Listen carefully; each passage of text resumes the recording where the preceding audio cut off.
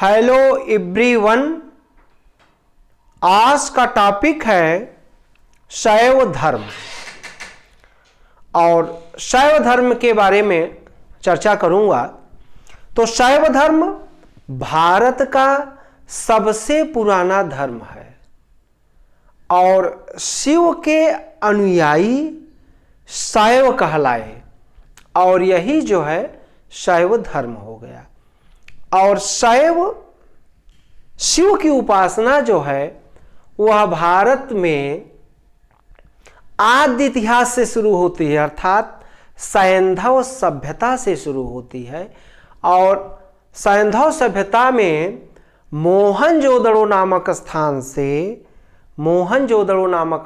से एक मुद्रा मिली है और इसको खोजा है मार्शल महोदय ने। और उस मुद्रा पर जो है शिव की प्रतिमा बनी हुई है, एक प्रतिमा बनी हुई है जिसको मार्शल महोदय ने यह सिद्ध किया है कि यह जो है शैव की शंकर जी की प्रतिमा है। जो अंकित मूर्ति है तो उसको माना है कि शिव की प्रारंभिक रूप जो है वो मार्शल महोदय ने माना है। और उसके बाद जब हम आते हैं ऋग्वेद, सैंधव सभ्यता के बाद हम आते हैं ऋग्वेद में। और ऋग्वेद में शिव को रुद्र कहा गया है, शिव को रुद्र कहा गया है। और इनको बताया गया है कि ये आकाश के देवता थे, ये आकाश के देवता थे। ध्यान रखें, ये जो है शिव को रुद्र कहा गया और इनको अंतरिक्ष के देवता, ठीक है, इनको अंतरिक्ष आकाश एक ही बात है। और ऋग्वेद के 3 सूक्त जो हैं, 3 सूक्त, उसमें जो है तीनों सूक्तों में रुद्र शब्द आया है, तीनों शब्दों में रुद्र शब्द आया है। और फिर जो है अथर्ववेद एवं श्वेताश्वर उपनिषद, अथर्ववेद एवं श्वेताश्वर उपनिषद में शिव को महादेव के रूप में, अर्थात शिव को क्या कहा गया है यहाँ, महादेव। कहाँ कहा गया? अथर्ववेद एवं श्वेताश्वर उपनिषद में क्या कहा गया? महादेव। और उसके बाद जो है शिव को, भगवान शंकर को लिंग पूजा, यहां पर जो है पहले तो इनकी मूर्ति, फिर लिंग पूजा भी शुरू होती है। और वह कहां शुरू हुई है? मत्स्य पुराण में। सबसे पहले अगर शिव को लिंग पूजा के रूप में अगर पूजित किया गया है, सबसे पहले पूजा की गई है, तो वह है मत्स्य पुराण। वह क्या है? मत्स्य पुराण। और यहीं पर जो है रुद्र की पत्नी, रुद्र शब्द कहाँ आया है? वह आया है ऋग्वेद में। और जब ऋग्वेद में आया है तो रुद्र की पत्नी पार्वती, रुद्र की पत्नी पार्वती। और शिव का प्राचीनतम मूर्ति, शंकर जी की प्राचीनतम मूर्ति प्रथम शताब्दी कहाँ पर? मद्रास के निकट।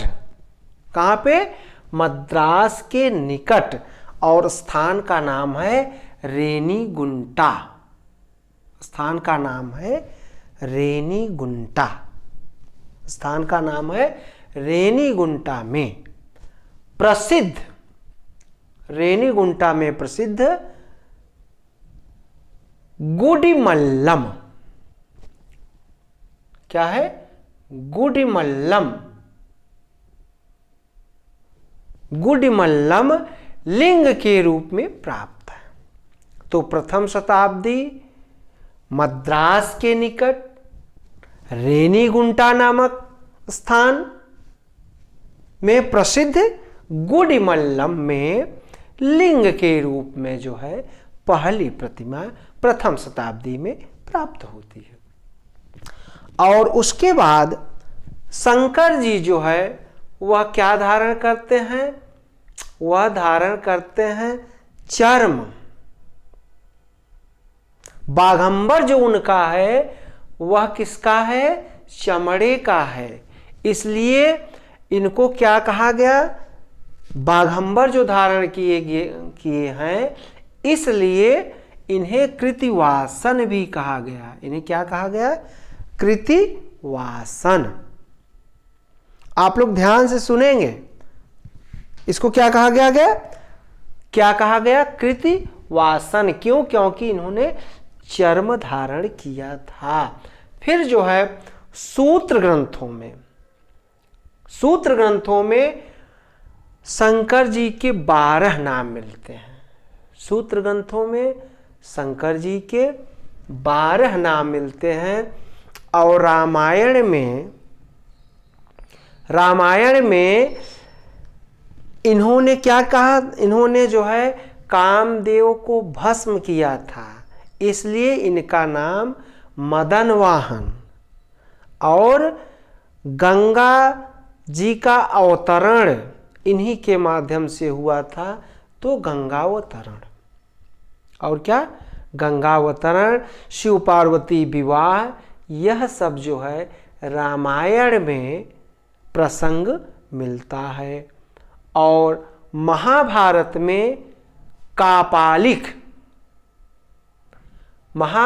में शंकर जी के लिए कापालिक संप्रदाय, जो कापालिक और कालामुख चला था, तो कापालिक का शब्द जो उल्लेख कहाँ आया है?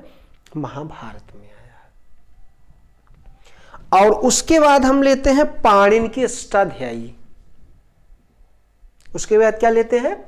पाणिनि की अष्टाध्यायी। और पाणिनि माना जाता है कि जो महेश्वर सूत्र जो हैं, 14 महेश्वर सूत्र जो पाणिनि की अष्टाध्यायी में लिखा गया है, और व्याकरण की दृष्टि से महेश्वर सूत्रों को बहुत इम्पॉर्टेंट माना गया है।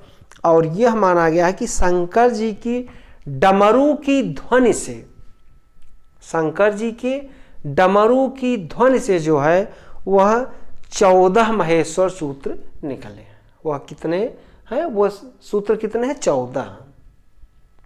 फिर पौराणिक युग, जो पुराण काल, जो 18 पुराण हैं, तो उन पौराणिक युग में शंकर जी को परम ब्रह्म कहा गया। क्या कहा गया? परम ब्रह्म। कि सबसे बड़े ब्रह्म कौन है? परम ब्रह्म कौन है? शंकर जी। ये आदि देव हैं, इनसे बड़ा कोई नहीं है। फिर जो है अब ऐतिहासिक ग्रंथ। अब क्या? ऐतिहासिक, जो इतिहास की दृष्टि से हैं, तो उसमें सबसे पहले मेगस्थनीज की इंडिका। उसमें सबसे पहले मेगस्थनीज की इंडिका। और इंडिका में मेगस्थनीज ने लिखा है कि सूरसेन अर्थात मथुरा के निवासी डायनोसिस की पूजा करते थे। किसकी पूजा करते थे? डायनोसिस। और ये डायनोसिस अर्थात यूनानी भाषा में शंकर जी को डायनोसिस कहा गया है। शंकर जी को क्या कहा गया है? डायनोसिस। फिर आते हैं कल्हड़ की राजतरंगिणी। कल्हड़ की राजतरंगिणी जो 12वीं सदी में, और भारत का प्रथम ऐतिहासिक ग्रंथ जो है वह माना जाता है कल्हड़ की राजतरंगिणी। और यह संस्कृत में लिखा गया है। और उसमें जो है यह आया है प्रसंग कि अशोक का पौत्र जालौक, अशोक का पौत्र जालौक शैव अनुयायी थे। अशोक का पौत्र जो थे, अशोक के पौत्र का नाम था जालौक और वह किसके अनुयायी थे? शैव के, शंकर जी के अनुयायी थे। फिर जो है उसी में मौर्योत्तर काल में जब मौर्यों का पतन शुरू होता है तो उसी समय भारत में जो है विदेशी शक्तियां कुषाण शक यवन पहलव आए हैं, तो उसमें कुषाण, और उसी कुषाण एक जो शासक था कुषाण वंश का, उसका नाम था विमकड़फिसेस। उसका नाम था विमकड़फिसेस। और विमकड़फिसेस जो है, विमकड़फिसेस की मुद्रा, उसकी एक मुद्रा प्राप्त हुई है और उस मुद्रा पर त्रिशूलधारी शंकर जी की मूर्ति बनी हुई। विमकड़फिसेस की एक मुद्रा पर त्रिशूलधारी शंकर जी की मूर्ति बनी हुई है और पृष्ठभाग पर महादेव लिखा गया है, और पृष्ठभाग पर महादेव लिखा गया है या महादेव अंकित है। और फिर जो है एक और है कुषाण वंश का शासक हुविस्क, और हुविस्क की मुद्रा पर जो है वह क्या बना है? शिवलिंग बना है। हुविस्क की मुद्रा पर क्या बना है? शिवलिंग बना है। एक बार आप लोग इसका स्क्रीनशॉट ले लें। तो हुविस्क की मुद्रा पर शिवलिंग बना है। और अब आते हैं गुप्त काल। गुप्त काल ऐसा काल था जिसमें धार्मिक उन्नति बहुत हुई है, चाहे वह शैव धर्म हो और चाहे वो वैष्णव धर्म हो, चाहे वो शैव धर्म हो और चाहे वो वैष्णव धर्म हो। और गुप्त काल में कालिदास जो नाटककार हैं, कालिदास जिनके अभिज्ञान शाकुंतलम, कुमार संभव, मालविकाग्निमित्र, यह तमाम जो है उन्होंने ऐतिहासिक नाटक लिखे हैं। और उसी में जो है कालिदास जो है वह शैव उपासक थे, वह शंकर जी की उपासना करते थे। और जो उनका जो नाटक है शंकर जी का, कालिदास का, वह है रघुवंश। और रघुवंश का प्रारंभ जो है, शुरुआत में उन्होंने पार्वती महेश्वरी अर्थात शंकर जी की पत्नी पार्वती महेश्वरी की वंदना से शुरू किया है। पार्वती महेश्वरी की वंदना से रघुवंश में कालिदास ने शुरुआत की है। कालिदास ने किसकी वंदना जो है उन्होंने की है, तो वह पार्वती से।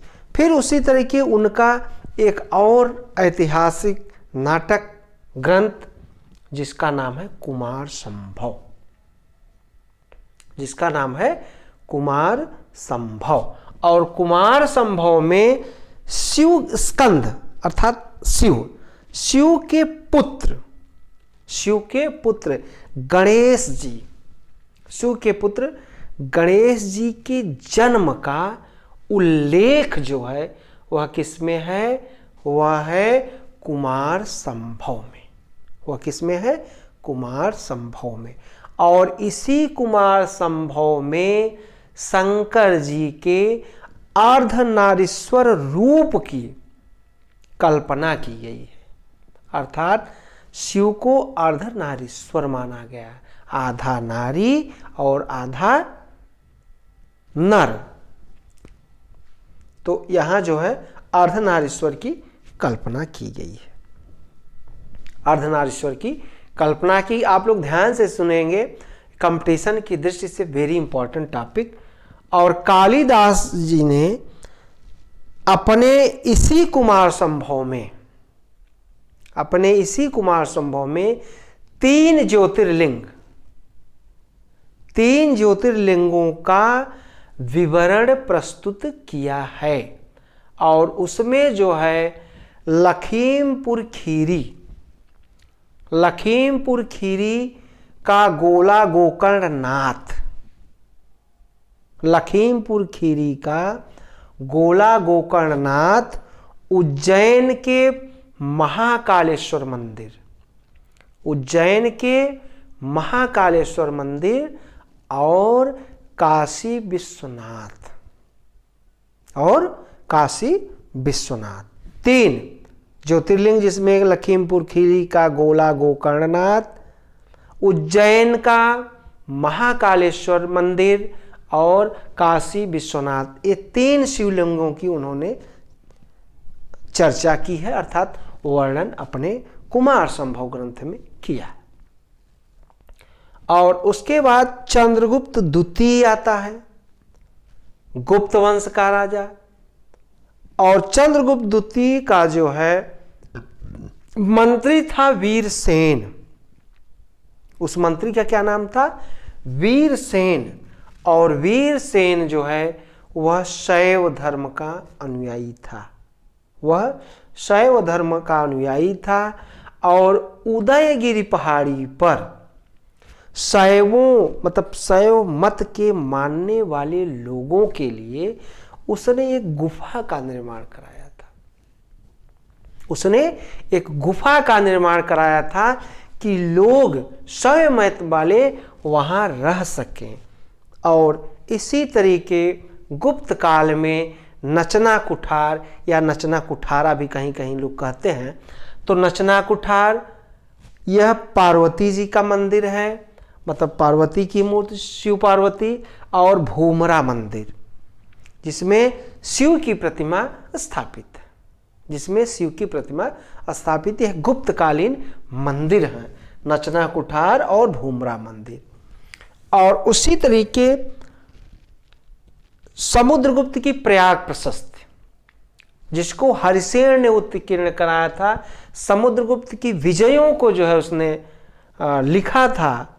शैवगुप्त का समुद्रगुप्त के, जिसमें उसने दक्षिणापथ अभियान, उत्तरापथ अभियान, आठविक विजय, और उसी में जो है जो प्रयाग प्रशस्ति है उसमें एक शंकर जी की प्रतिमा चित्र बना हुआ है और उनकी जटा से जो है गंगा जी निकल रही हैं। यह उस प्रयाग प्रशस्ति में उत्कीर्ण है। यह कहाँ उत्कीर्ण है? प्रयाग प्रशस्ति में।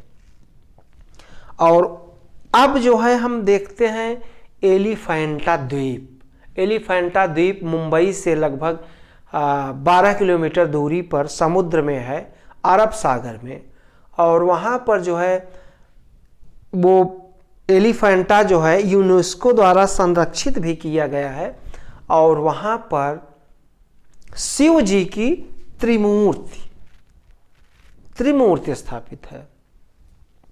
अच्छा, ये त्रिमूर्ति आपको गुप्त काल में शुरू हो जाती है। त्रिमूर्ति मतलब ब्रह्मा विष्णु महेश, ब्रह्मा जी विष्णु और महेश तीनों की एक साथ मूर्ति, तीनों की एक साथ मूर्ति। और यह जो है फिर एलिफेंटा द्वीप में जो है वहां पर त्रिमूर्ति मिलती है। शंकर जी, ब्रह्मा और विष्णु एक साथ जो है त्रिमूर्ति। फिर उसके बाद हम आते हैं हर्ष के समय। हर्ष भी जो है वह शंकर जी का शैव धर्म का अनुयायी था, वह भी शैव धर्म का अनुयायी था। और उसी के समय गौड़ शासक शशांक, गौड़ शासक जो था शशांक, गौड़ शासक शशांक, और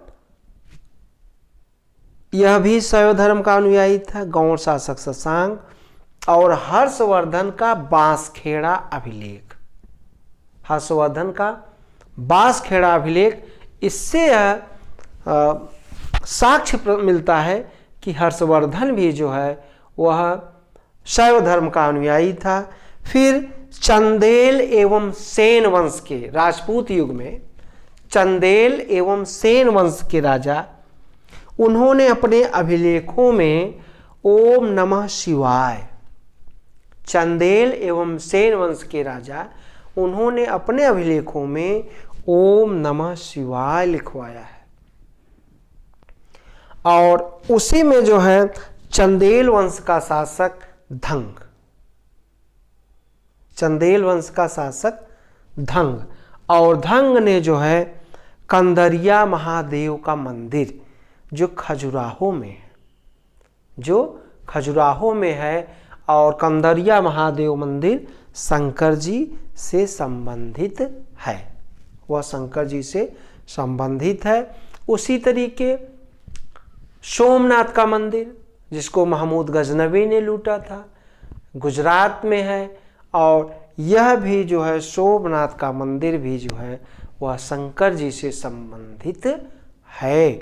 बाद में इस मंदिर को स्वतंत्रता की, भारत में 47 में जब स्वतंत्रता मिलती है, तो इसको जीर्णोद्धार कराया था भारत के पूर्व गृह मंत्री सरदार पटेल ने। सरदार पटेल जो भारत के उस समय गृह मंत्री थे, उन्होंने इस मंदिर का जीर्णोद्धार कराया था। आज इतना ही, और मैं आशा करता हूँ कि आप लोगों को यह वीडियो शैव धर्म बहुत अच्छा लगा होगा, और कहीं भी अगर समझ में नहीं आ रहा है तो मुझे आप लोग कमेंट करेंगे, मैं आप लोगों को बताऊंगा। और वीडियो को लाइक, सब्सक्राइब एवं शेयर करें। धन्यवाद।